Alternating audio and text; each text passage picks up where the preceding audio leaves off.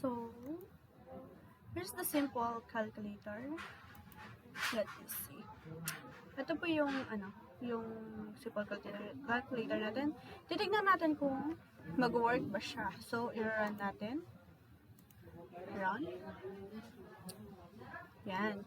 So, let's try 12 plus 23 equal. So, as you can see, gumana po siya. What about 45 times 4? Yan, gumagana po siya. So, lahat yan gumagana. Yan. Gumagana siya. Divide 5. Yan. So, yan po. Lahat ng parts ng gumagana siya.